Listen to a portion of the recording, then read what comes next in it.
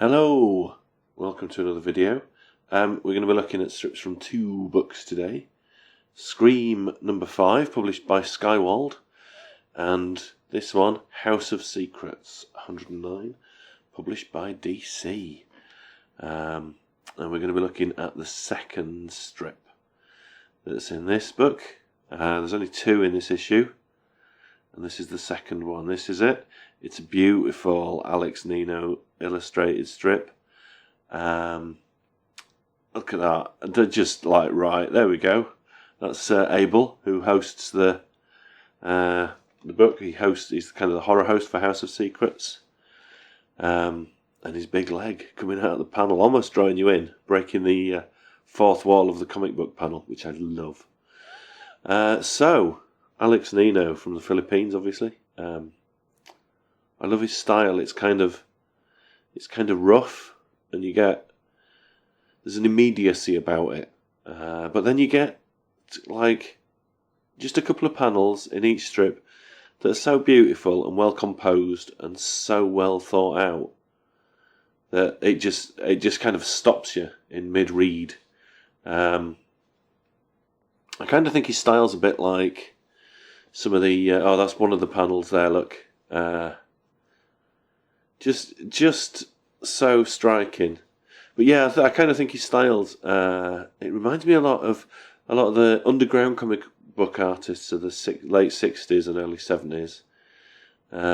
Almost kind of exaggerated caricatures, really grotesque. I mean, look at this. This is just like, what beautiful composition and presentation. It works so well. And it's just a single little tiny panel, just contains a little bit of exposition, a little bit of throwaway plot, and you're off. Absolutely beautiful. Of course, he did a lot of the DC mystery and horror books in the 70s. And he did a lot of, obviously, Captain Fear for Adventure Comics for DC. I mean, you can find his work in House of Mystery, House of Secrets, Weird War Tales, Forbidden Tales of Dark Mansion, Ghosts, lots of the classic 70s DC anthology horror books. And then, of course, went on to Warren to do creepy, eerie, Vampirella, and his style really, really suited the black and white larger format horror comics that Warren published.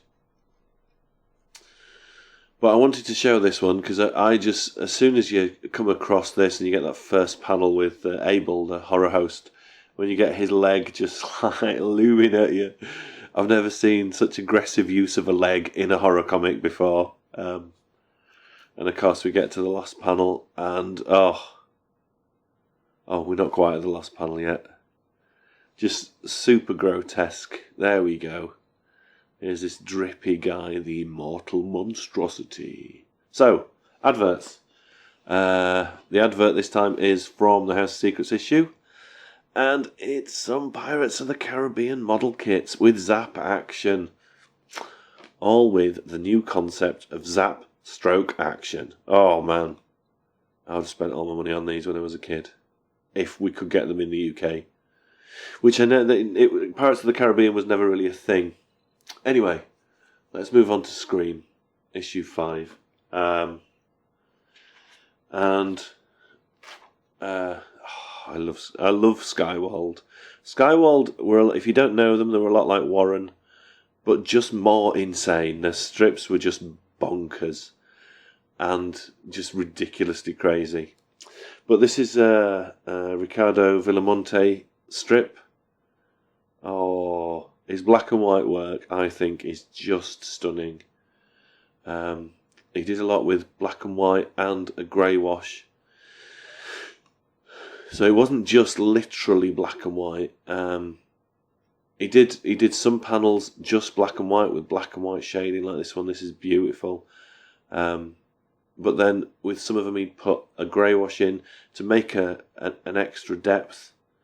I love the way he played with like in this panel with the chap with the hat on, the highlights and lowlights, it's just kind of, I don't know, he messes with convention of